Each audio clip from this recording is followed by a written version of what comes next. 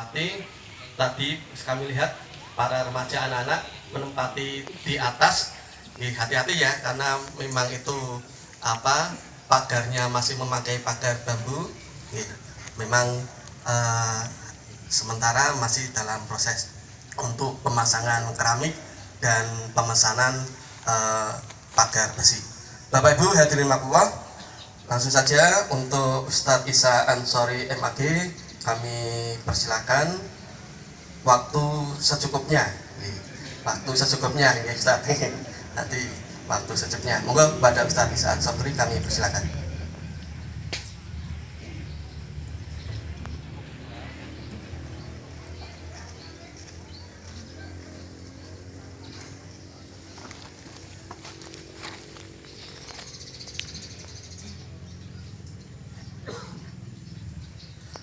Bismillahirrahmanirrahim. Assalamualaikum warahmatullahi wabarakatuh. Alhamdulillah wa syukurillah wa la hawla wa la quwwata illa billah. Asyhadu an la ilaha illallah wa asyhadu anna Muhammadan abduhu wa rasuluh. Allahumma shalli ala Muhammad wa ala ali Muhammad, amma ba'd. Sehat nggih Bapak Ibu sekalian? Alhamdulillah. Pun sarapan kok nggih, insyaallah sehat ya. Kula dereng sarapan niki. Ketoke bari panitia nyiapke opor biasane ngoten. Ya, biasane. Nanti kita tunggu seperti apa ngoten. Nah, hadirin Bapak Ibu sekalian yang saya hormati, PCM Batang, wabil khusus PRM Den Asri sebagai tuan rumah, ada PCA Batang, dan Bapak Ibu sekalian jamaah pengajian Ahad pagi At-Tanwir PCM Batang yang insya Allah sambil menyehatkan badan ya, di bawah matahari insya Allah sehat jasmani rohani insya Allah.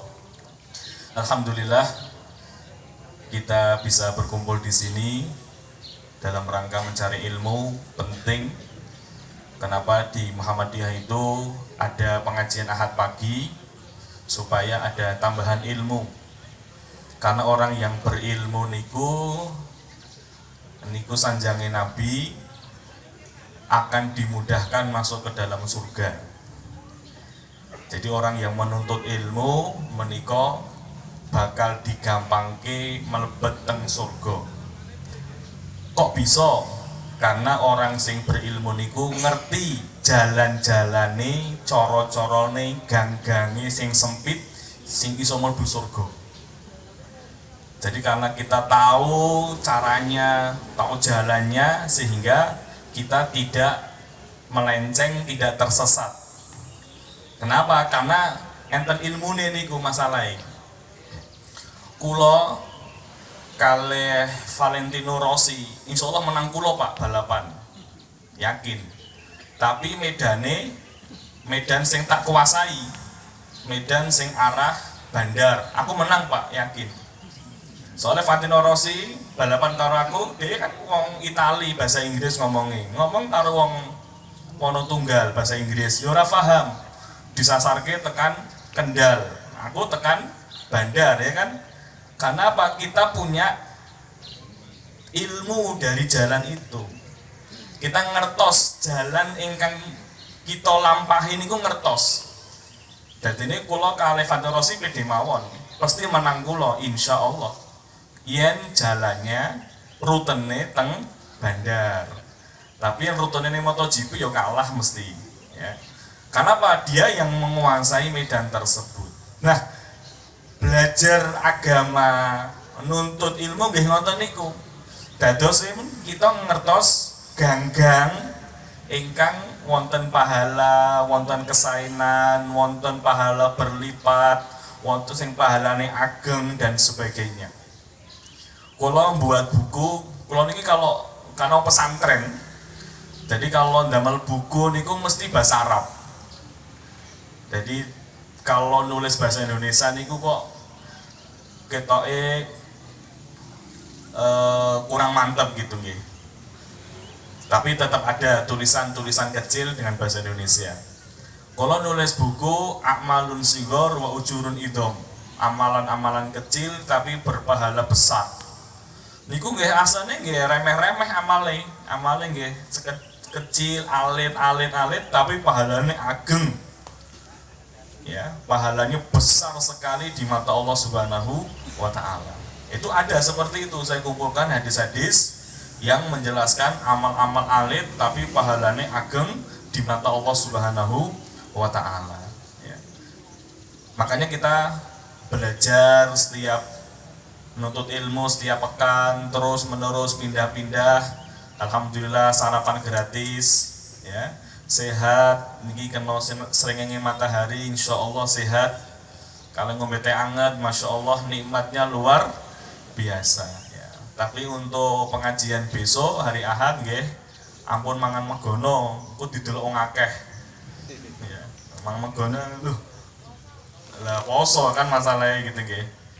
Nah kalau mangan dewe ngonten niku kan akhirnya jadi perhatian orang untuk Ahad besok karena pahalanya besar puasa Arafah. Bapak Ibu sekalian ingkang kula hormati, ingkang dirahmati Allah Subhanahu wa taala, saya ingin menyampaikan satu nasihat yang saya ambil dari kitab Ihya Ulumuddin. Jadi biasa yang kula pengawasan iki biasanya kalau ngambil satu kitab terus kita ambil dan kita bedah dan kita jelaskan. Niki ada di dalam kitab Ihya Ulumuddin halaman 79. Nasihat insya Allah pada pagi hari ini kita ambil dari seorang ulama yang bernama Hatim Al-Asom. Sinten Bapak Ibu sekalian? Hatim Al-Asom. Hatim yang budek. Lho kok budek iki piye? Nah, enten ceritane. Enten sejarahe kok dinamakan budek niku sehingga menjadi terkenal gara-gara nama itu. Disebutkan kenapa dinamakan Hatim Al-Asom, Hatim yang budek. Niku kan beliau ulama nggih. Ulama niku kan rujukan tempatnya bertanya, enten kesulitan masalah tanya nonton. Nah suatu saat ingkang tanglem niku ibu-ibu perempuan akhwat tanya kepada Hatim Al-Asom ketika sedang mengutarakan pertanyaannya, nyuwun sewu, ibu niki ngentut dut gitu. Lah Hatim tahu, denger, mau ngentut kok, moto yo ora krungu, banter kok. Tapi Hatim supaya mboten ngisin ke ibu niki, akhirnya dia pura-pura budek. Jadi ketika ngomong terus ngentut niku, Hatim, Bu mohon maaf saya tidak dengar, saya agak kurang pendengarannya. Nah sejak itulah dia dinamakan Hatim Al-Asom, Hatim yang budek. Ya. Dan nggak apa-apa kalau ada istilah-istilah seperti itu, ada lakop-lakop, ada julukan-julukan kalau orangnya ridho. Dulu di pesantren kula niku jenengi Yusuf niku wakeh banget Pak. Yusuf niku kan kathah jeneng pasaran. Akhirnya apa? Untuk membedakan antara Yusuf setunggal kalih setunggalipun niku enten julukane, enten Yusuf Gendul karena bapaknya jualan gendul, enten Yusuf Towil karena Yusufnya sing paling dhuwur dhewe, ada yang Yusuf Cenil, Yusuf sing paling endut, paling pendek, ada Yusuf Aswad, Yusuf sing iteng, macam-macam. Kenapa? Karena namanya banyak, tolong celok ke Yusuf, telu-telu celok kabeh, itu bingung ya. Makanya jelas identitasnya. Yusuf Towil, oh berarti Yusuf sing iki. Yusuf Aswad berarti nggih niki. Yusuf Gendul niki. Jadi ada julukannya masing-masing. Jadi kalau ketemu kali rencang-rencang niku ya culane ya Yusuf Gendul gitu ya, masihan. Kenapa? Sudah terbiasa dan dia ridho karena dinisbatkan kepada ayahnya yang jualan botol. Lah begitu juga Hatim Al-Asom ini, sami Gara-gara peristiwa itulah akhirnya Hatim dijuluki Hatim yang budek. Tapi aslinya nggih mboten budek sebenarnya pun. Demi menjaga perasaan ibu-ibu tadi ingkang tanglet kalih Hatim Al-Asom. Nah, ini gurunya yang bernama Syakik Al-Balkhi. Jadi beliau punya gurunya adalah Syakik Al-Balkhi. Beliau belajar kepada gurunya ini 30 tahun. Ya, lumayan ya. Memang belajar itu nggak harus panjang. Boten cuma comot-comot gitu nggih. Sekolah tablik kudune diperpanjang niku, Pak. Dan tambah mantep ilmune. Nah, Syakik Al-Balkhi ini guru beliau belajar kepada beliau 30 tahun. Nah, di penghujung beliau mau pamit begitu, kemudian ditanya oleh gurunya, "Wahai Hatim, engkau belajar kepadaku 30 tahun lamanya. Sekarang saya mau tanya, pelajaran apa yang engkau dapatkan dari belajar kepadaku? Saya ingin tahu." Ngetes, guru ini ngetes. Kemudian kata Hatim, "Wahai guruku, sesungguhnya aku hanya mendapatkan 8 pelajaran saja." Oh, bayangkan 30 tahun ilmu Quran, hadis, fikih dan sebagainya beliau ambil dari gurunya, hanya menyisakan 8 pelajaran saja. Ini bukan berarti bodoh boten, Hatim goblok boten nggih, tapi bisa menyaring, bisa meringkas dari materi-materi yang disampaikan oleh gurunya menjadi 8 poin. Apa 8 poin itu? Yang nanti saya kaitkan dengan pembahasan pentingnya infak dan sebagainya. Kata beliau, "Nadartu ila hadzal khulq." Aku melihat manusia. Aku melihat manusia, aku melihat makhluk, dan mereka menjadikan satu di antara yang lainnya menjadi kekasihnya.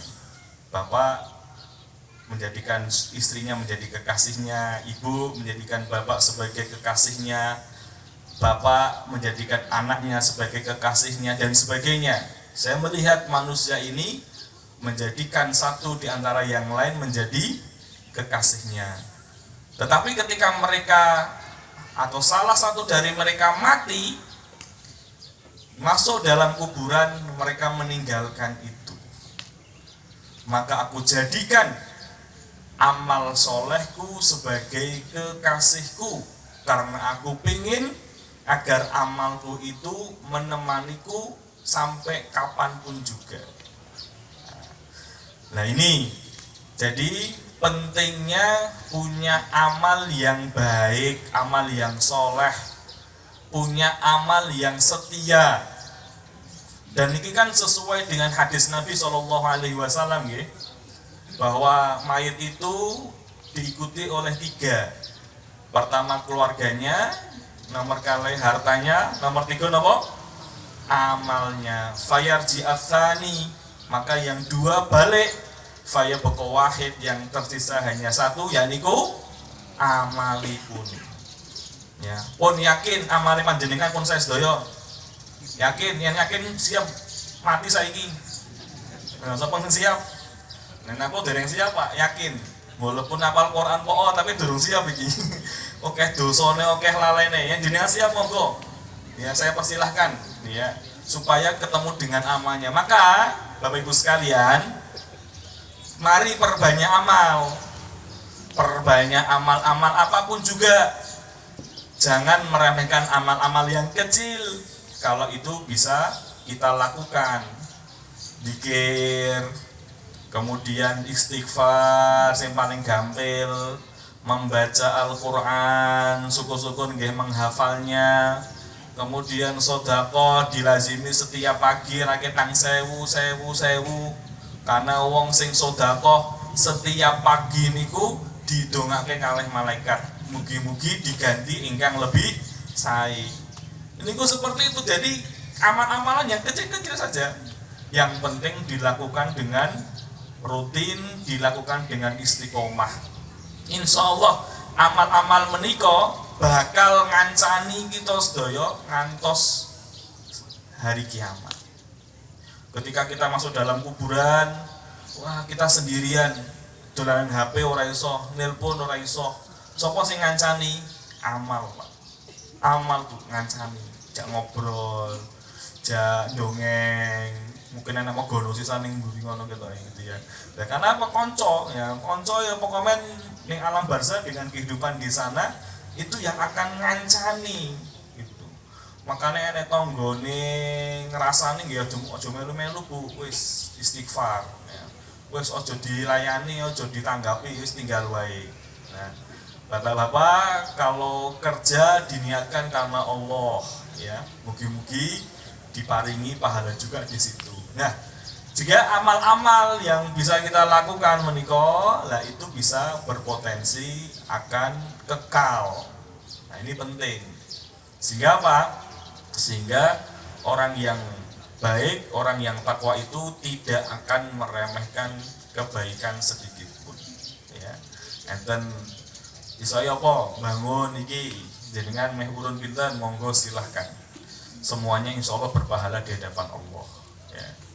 Dulu di zaman Nabi, ketika Nabi SAW ingin perang dan perang itu butuh biaya, Nabi mengajak kepada sahabat, ayo semua keluarkan hartanya walaupun dengan sebiji kurma. Akhirnya semua mengeluarkan hartanya semua saat itu. Bleng. Waktu itu ada seorang sahabat yang memang nggak punya nopo-nopo tapi pengen melu, ya Rasulullah saya pengen sodakoh, saya pengen ikut dalam peperangan, duemu apa? Satu kurma, ora apa-apa. Nah, gitu. Kenapa Rasul tidak melihat besar kecilnya tapi melihat keikhlasannya? Jadi ketika nanti panitia yang sing nyumbang 10.000 ojo disengeti ya. Nah, aku Pak pengen nyumbang dinggo masjid di PRN Den Asri, dinggo kantor niki. Pinten Bu, siap ke panitia wis gagah kae nganggo kwitansi gitu ya. 10.000. Alah 10.000. Ampun. 10.000 itu sudah mungkin uang yang terbaik dia. Maka bismillah, panitia harus mesem terus. Panitia harus sumeh terus. Ojo 10.000 mesengut muka masam 1 juta guyang-guyu. Wah Bapak terima kasih. Wah berkah, hartanya Pak berkah. Tapi satu yang 10.000 nyoh wis senang boleh. Nah, jangan ya gitu ya. Karena orang yang berinfak itu insya Allah berpahala di hadapan Allah Subhanahu wa taala. Kemudian yang kedua, kata Hatim Al-Asom, aku melihat manusia semuanya ini, mereka ra'aitu hadzal khuluq fara'aitu kullu man ma'ahu syai'un lahu qimatun wa miqdarun rafa'ahu wa khafidahu. Saya melihat manusia ini dia sangat terobsesi dengan harta. Dia terobsesi dengan harta. Dia mencarinya, dia mati-matian dengannya, bahkan dia sampai menjaganya. Dia sampai tuku berangkas, di berangkas gue enek kode passwordnya, di dalam berangkas lebok ini lemari enek kunci ini meneh, dalam kunci gue lebok ini kamar enek kunci ini meneh. Jadi saking terobsesi manusia dengan harta untuk menjaga itu dengan berkunci-kunci, ya. Maka aku membaca firman Allah, faqara'tu fanadhurtu ila qouli ta'ala. Maka aku melihat firman Allah Ta'ala, ma indakum yanfad wa ma indallahi baq. Apa yang di sisimu akan binasa, akan habis, dan apa yang di sisi Allah akan utuh selamanya. Apa yang di sisimu akan binasa, dan apa yang di sisi Allah akan abadi. Maka aku jadikan hartaku yang paling aku cintai agar itu abadi, saya titipkan kepada Allah Subhanahu wa taala. Nah, nanti terkait dengan KL, monggo. Kalau pengen harta yang abadi tenanan, dia yang diwakafkan, dia yang diberikan. Ya, insya Allah yang seperti itu akan abadi, akan selama-lamanya. Karena harta yang kita miliki, yang kita cari banting tulang peras keringat, kepala jadi kaki, kaki jadi kepala, bolak-balik, luar biasa perjuangannya.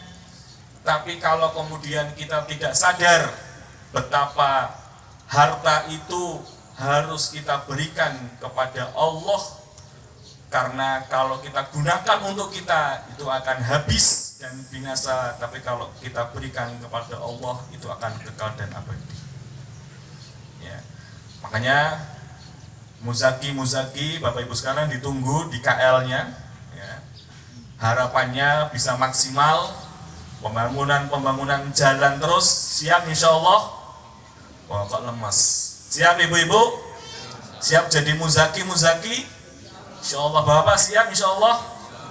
Siap Pak, tenang, ini ditagih tenang gimana, dicatat absennya itu ditagih para yang main dewe-dewe, ya. Jarene jadi siap iki, kuitansi ini, ayo dipeksa ya untuk kebaikan. Dalam konteks yang sama, kita mau memasuki Idul Adha. Nah, Bapak Ibu sekalian, ya, ini perlu difahamkan tentang fikih kurban. Bagaimana kurban itu sangat penting, sangat besar pahalanya di mata Allah. Kurban itu luar biasa, Pak. Ini harusnya kalau ada satu daerah niku ada 100 muslim, harusnya 100 muslim niku korban semua. Kenapa? Karena pahalanya sangat besar, Pak. Bahkan korban itu sampai kemudian Nabi memberikan warning, memberikan rodo ancaman sidik lah. Kata Nabi SAW dalam hadis yang sahih, "Man kana lahu sa'atun walam yudahi fala yaqrabanna musallana." Sapa sing duwe kelonggaran harta tapi enggak mau menyembelih, maka jangan dekat musola kami. Maka ojo dekat-dekat musola kami. Kamu lebih cinta kepada hartamu daripada cinta kepada Allah Subhanahu wa Ta'ala. Ya. Apalagi saat ini bulan Juni, bulan ujian, anak naik kelas, ya, anak pindah sekolah, bayar kabeh, pusing kepala, kudu korban, ujian Bapak Ibu sekalian. Karena Allah tahu puncak kesenangan manusia niku ada pada hartanya. Kalau Nabi Ibrahim puncak kesenangannya pada anaknya. Sama-sama diuji tapi dengan wujud yang berbeda. Kalau Nabi Ibrahim sukses, bayangkan puluhan tahun nggak punya anak sampai 85 tahun nggak punya anak kon nyembelih. Di puncak kesenangannya harus mengorbankan anaknya. Sebenarnya Nabi Ibrahim ora tegel, maju mundur, nggak tega sebenarnya. Tapi karena kemudian Nabi Ibrahim itu sampai mimpi 3 kali, Bapak Ibu sekalian, bahwa ini benar perintah Allah, Allah yang memerintahkan, bismillah. Dia mengorbankan cinta kepada anaknya di atas cinta dia kepada Allah Subhanahu wa Ta'ala. Jadi cinta kepada Allah nomor 1. Dia korbankan itu yang awalnya juga maju mundur. Apa iya toh kok nyembelih anak? Mosok kok nyembelih anak? Kok tega temen Tuhanku iki? Tapi sampai kemudian mimpi 3 kali disebutkan di dalam sejarah seperti itu. Nah, akhirnya apa? Ibrahim sukses. Nah, panjenengan semua, Allah tahu, zuina linnasi hubbu syahawati minan nisa wal banina wal qanatil muqantarah. Manusia itu dibuat cinta kepada wanita, kepada anak, dan kepada harta. Jadi manusia itu suka dengan harta. Maka diuji di sini. Kira-kira lebih cinta kepada Allah, atau lebih cinta kepada hartanya. Ya. Makanya saya alhamdulillah berkorban. Walaupun gajiku saat itu 0,5, Pak. Saya dulu asli Solo, Kolongan, Kalau asli Solo, dulu ketika saya awal-awal kerja, karena kerja di pondok pesantren yatim, ya duitnya ora akeh Pak, ya, gajinya nuli 5 tok Pak, ya podo guru-guru podo gitu ya, gajinya 5, tapi bapak saat itu ngomong, kowe wis kerja le, kowe kudu mbok sisihke, kowe kudu korban. Akhirnya tak sisihkan Pak, bismillah, seisohe. Saya ingat sekali korban pertama tuh aku rada isin Pak asli. DP nyedai sing dodol wedhus. Pak, aku pengen tuku kambing. Loh, monggo Mas, monggo dipilih.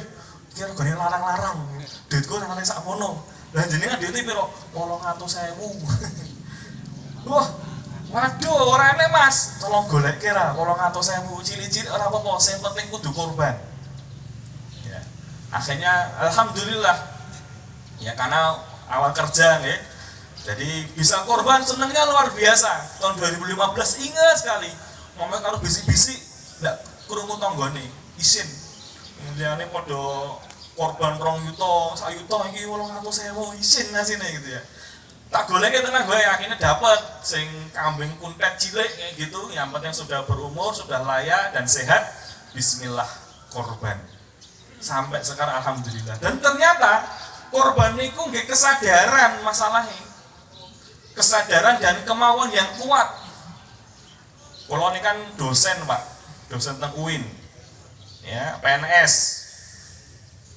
Rencang pulau satu ruangan ada 10 orang Pak. Gajinya nggih podo, aku yang mudeng gajinya podo. Gitu ya. Bayangkan 10 orang itu yang korban cuma 2 orang Pak. Ya, yang korban cuma 2 orang Bu. Padahal iso ngangsur tuku omah, iso ngangsur tuku mobil, korban alasan wae. Karena iki kah alasan wae sing diutarakan. Kenapa? Karena nggak disiapkan masalahnya. Yo abot Pak, ngintoke duit sakmono yo abot. Aku yo merasa. Makanya ketika nanti Dzulhijjah selesai bulan Muharram, buka tabungan di BTM, tabungan Idul Korban.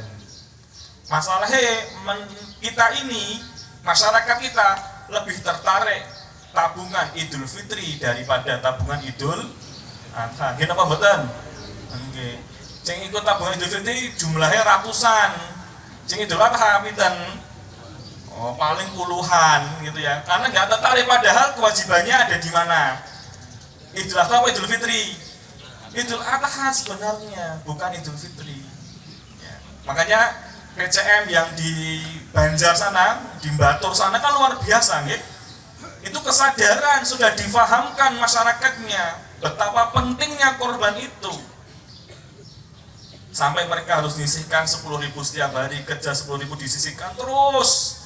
Sehingga alhamdulillah tahun 2022 yang saya baca tadi itu bisa korban 1 PCM ya. Itu bisa korban sekitar 79 sapi kalih 249 kambing. Berarti kalau 7 kali 79 berapa tuh Pak? Ya 400-an, sudah 500, sudah luar biasa. Ya. Itu kelasnya kelas kono, ini kan kelas elit, kelas kota. Ini kudune lebih keren meneh kudune gitu gitu. Yang penting ada kemauan dan nggak perlu sungkan, mau kambing yo silakan, mau sapi yo silakan, yang penting berkorban saja. Ya. Karena kalau kita bicara keutamaan Bapak Ibu sekalian, lebih utama mana antara kambing, ini dalam tarjih disebutkan, lebih utama mana antara kambing atau sapi atau unta? Unta poinnya gitu, unta kebo misalkan. Ya, kita kalau bicara pahala, ini kalau bicaranya bab pahala, maka yang besar adalah kambing. Kenapa? Wa innaha la ta'ti yaumal qiyamah bi atfaliha wa ash'ariha wa aqraniha. Karena binatang korban yang kita sembelih nanti akan datang pada hari kiamat dengan tanduknya, bulunya, dan kuku-kukunya. Nah kalau satu kambing untuk satu orang kan dipek kabeh. Dan wa inna likulli sya'ratin hasanah, dan setiap bulu itu ada satu kebaikan, saniki bulu hewan niku pinten jumlahe. Ya. Ora terhitung kan. Itu satu kebaikan. Kalau meleh kambing pek kabeh. Yen sapi dibagi pitu saya gitu ya. Jadi sapi dimulai bagi pitu lah. Bagimu sakmene kurang lebih kayak gitu seperti itu. Ini kalau kita bicara pahala di hari kiamat seperti itu. Tapi kalau kita bicara kemanfaatan dan penyebaran daging yang maksimal, nggih korban ingkang sae niku sapi. Berarti pahalanya ditambah dengan pahala orang-orang bisa mendapatkan lebih banyak. Jadi semua dapat pahala juga insya Allah. Cuma ada perbedaan. Kalau kambing karena satu hewan buat satu orang satu keluarga, maka satu kambing untuk satu orang tidak dibagi-bagi. Tapi kalau sapi kemanfaatannya lebih maksimal, maka dapat pahala orang yang mendapatkan itu. Jadi semuanya ada kebaikan. Mau kambing mau sapi nggak ada masalah. Yang penting kurban. Yang penting duitnya enek piro. Gitu ya. Duitnya enten pinten? Duitnya 8.000 tuku kambing sing ciri-cirian nggih enten, Pak. Ya. Yang penting sudah masuk syarat untuk hewan kurban. Ya. Kalau panjenengan pingin sing rego 1 juta malah banyak kan seperti itu. Yang penting ada niat dan kesadaran. Ternyata saya juga heran, dosen-dosen teman-teman saya itu orang korban ngopo? Wah iki anakku ngene, iki angsurane ngene dan sebagainya. Lah emang aku orang angsur, aku ora nyekolke anak, ya padha wae. Ya. Saya juga sama nabung dari bulan Muharram nabung sampai bulan Dzulqa'dah, Dzulhijjah bedah tabungke dinggo atau kita keluarkan untuk berkorban. Sehingga semarak sekali daging-daging yang bisa kita berikan kepada orang lain, kepada masyarakat. Ya. Apalagi ini menjadi ancaman, ini jarang disampaikan oleh para mubalik, makanya pas undang aku, di pas banget itu ya. Kata Nabi SAW, maka nalau sa'atun, siapa yang punya kelonggaran harta. Sekarang siapa yang dimaksud orang yang longgar hartanya? Ya, ada 3 pendapat di sini. Pendapat yang pertama adalah pendapat Al-Imam Abu Hanifah. Abu Hanifah mengatakan orang yang longgar hartanya adalah orang yang hartanya sudah sampai nisab 85 gram emas, maka dia wajib untuk berkorban. Kalau 85 gram emas itu kalau dirupiahkan berarti 100 juta, 105 juta. Kalau ada orang yang punya harta 105 juta, maka wajib untuk korban. Nah, kalau pendapat ini kita bisa, oh aku aman, aku nggak mungkin bisa mono gitu ya. Tapi yang kedua, ini pendapat yang saya pilih, pendapat yang untuk memotivasi berkorban. Apa yang dimaksud dengan orang yang longgar hartanya? Kata Al-Imamul Malik dan Al-Imam Ahmad bin Hanbal, yaitu orang yang dia punya harta, kemudian diambil untuk korban, sisa hartanya bisa hidup untuk 1 bulan, maka dia wajib berkorban. Jadi kalau ada orang punya uang 6 juta, 3 juta nih dinggo korban, masih ada 3 juta bisa hidup 1 bulan, maka wajib berkorban. Kenapa? Karena 1 bulan berikutnya wis gajian maneh. Itu masalahnya. Terus gajian mana? Jadi bisa hidup lagi. Karena di Imam Malik juga sudah di zaman orang dapat gaji. Jadi 1 bulan. Ya. Ini ya panjenengan semua saya kira lebih dari 1 bulan lah. Ya. Tabungannya iso nganti 5 bulan kan? Gitu ya. Maka harus korban itu. Ya. Kalau mengambil pendapat Al-Imamul Malik. Ya. Atau pendapat yang ketiga ini yang ekstrim. Ya. Siapa yang punya hartanya diberikan untuk korban dan sisanya untuk hidup 3 hari. Wah, wajib korbannya 3 dino mangan megonong ini 5.000 Pak itu ya. Kali sekeluarga papat 20.000 Pak. Kali telu cukup 60.000 Pak. Untuk 1 hari kalau nasi megono tok. Ya. Kalau dikasih 3 hari berarti 180.000. Ya. Jadi kalau ada uang 180.000 itu ya, karena kan Pekalongan kan megono temen gitu ya.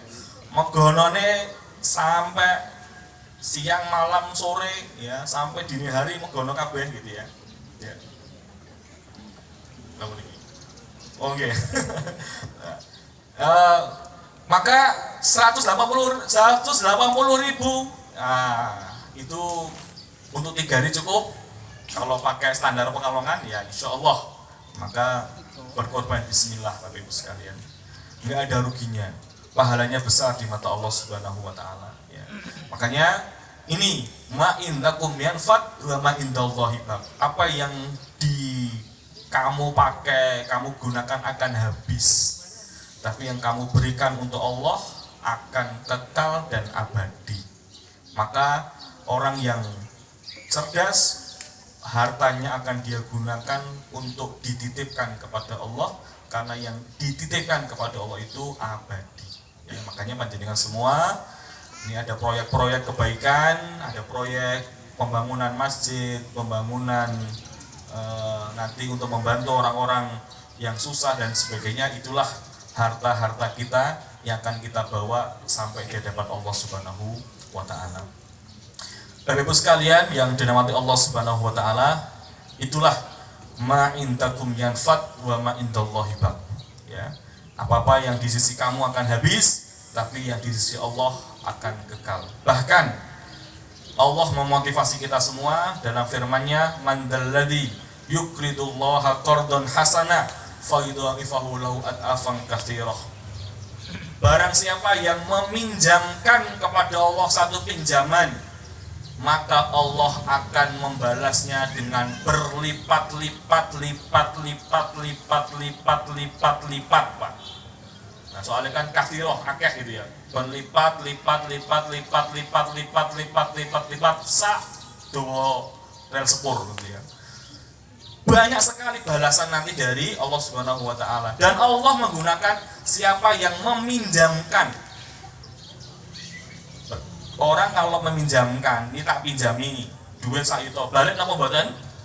Balik. Pasti balik kan? Pasti balik. Kecuali wongnya ngemplang. Dari minggat itu ya mungkin gitu ya, itu beda. Tapi kalau wong sing normal, pasti duitnya balik. Lah orang yang meminjamkan kepada Allah pasti balik. Tapi baliknya bukan nilai yang sama, Pak.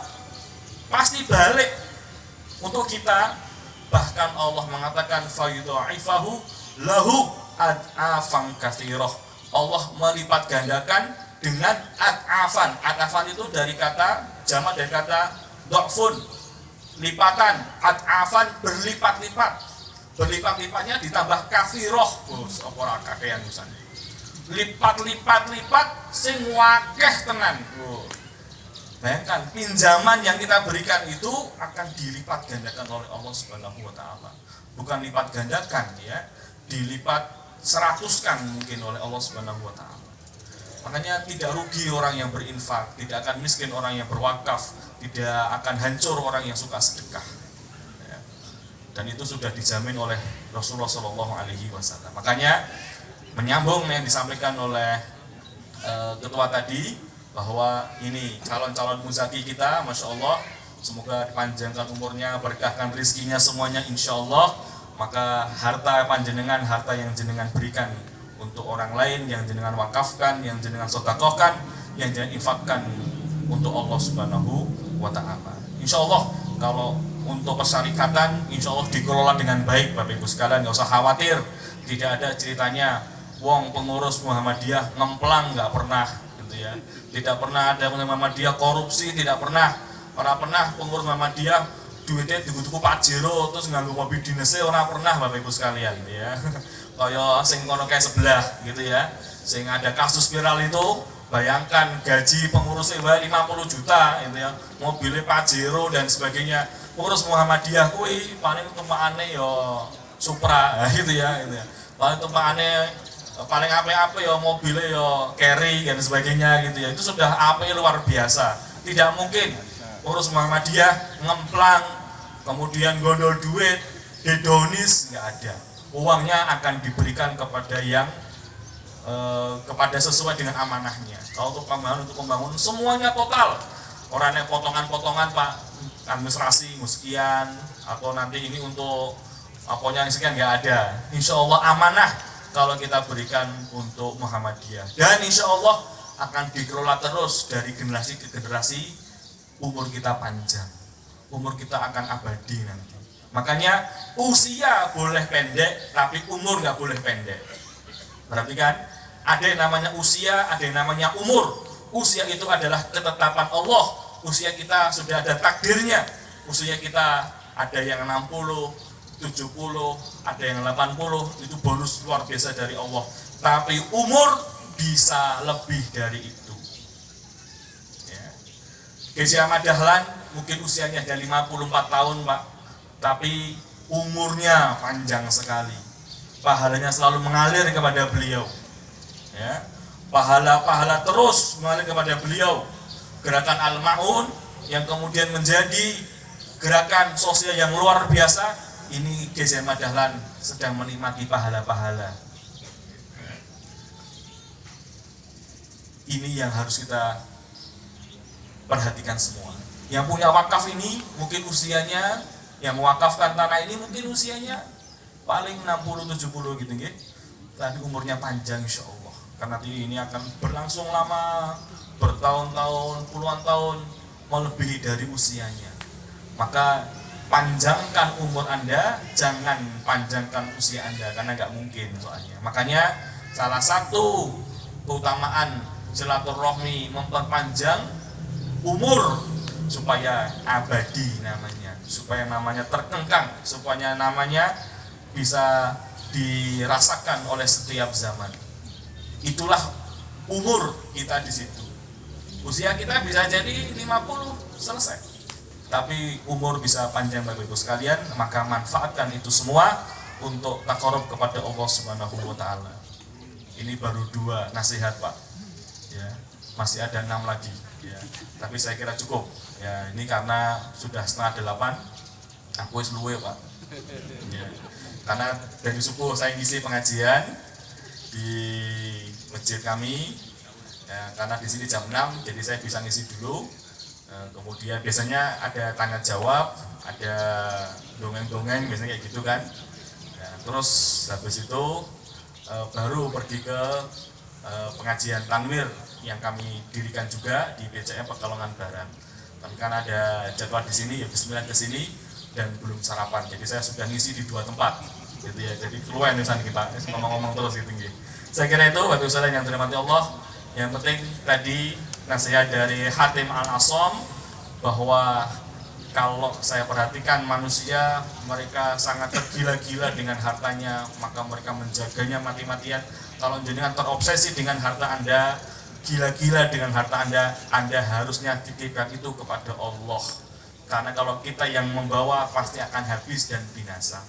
Kalau nggak binasa karena kitanya atau hartanya, ya kitanya yang binasa, kita yang meninggal, kita yang wafat, akhirnya harta itu akan menjadi warisan untuk anak-anak kita. Tapi kalau kita titipkan kepada Allah, maka itu akan abadi dan akan dijaga oleh Allah Subhanahu wa taala. Itu seperti pohon yang tumbuh kemudian keluar dahan, ranting dan sebagainya. Itulah balasan orang-orang yang mewakafkan, yang mensedekahkan hartanya di jalan Allah Subhanahu wa taala. Semoga bermanfaat untuk kita semuanya. Mari kita akhiri dengan berdoa kepada Allah Subhanahu wa taala dengan harapan Allah akan membimbing kita semua selalu dan selalu di dalam jalannya, di dalam kebenaran, di dalam ridhonya, di dalam sesuatu yang Allah cintai. Bismillahirrahmanirrahim. Alhamdulillahirabbil alamin. Hamdan na'imin, hamdan syakirin, hamdan yuafi ni'amahu wa yukafi mazidah. Ya Rabbana lakal hamdu kama yanbaghi li jalalikal karimi wa 'azimi sultanik. Subhana ya Rabbana la nusi thana'an 'alaika anta kama asnaita 'ala nafsik. Fanakal hamdu hatta tarda, wa lakal hamdu qabla ridha, wa lakal hamdu ba'da ridha, wa lakal hamdu idza radita 'anna ta'iman abadan. Rabbana ya Rabbal alamin bi rahmatika ya arhamar rahimin. Allahumma taqabbal minna a'malana kullaha innaka tas-sami'ul alim wa tub 'alaina innaka at-tawwabur rahim wahdina wa waffiqna ilal haqqi wa ila tariqim mustaqim bi barakati hadhil halaqah wa bi barakati Qur'anil Karim wa bi hurmati habibika wa rasulikal karim wa'fu anna ya karim wa'fu anna ya rahim waghfir lana dhunubana wa dhunuba walidina wa dhunuba abaina wa dhunuba masyayikhina wa dhunuba tullabina wa dhunuba talamidatina bifadlika wa karamika ya akramal akramin. Allahumma zayyina bi zinatil Qur'an wa akrimna bi karamatil Qur'an wa syarifna bi syarafatil Qur'an wa albisna bi hil'atil Qur'an wa dakhilna jannata bi syafa'atil Qur'an wa dakhilna jannata bi syafa'atil Qur'an wa dakhilna jannata bi syafa'atil Qur'an wa afina min kulli bala'id dunya wa adabil akhirah bi hurmatil Qur'an warhamna jami'a Muhammad bi hurmatil Qur'an.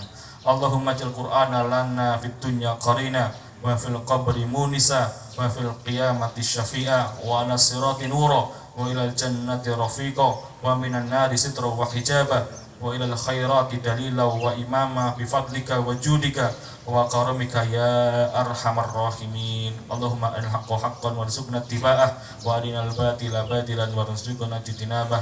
Allahumma aslih lana dinana alladhi wa ismatu amrina wa aslih lana dunyana allati fiha ma'ashuna wa aslih lana akhiratana allati ilaiha ma'aduna wa ajil hayata ziyadatan lana fi kulli khair wa ajil mauta rahatan lana min kulli syarrin.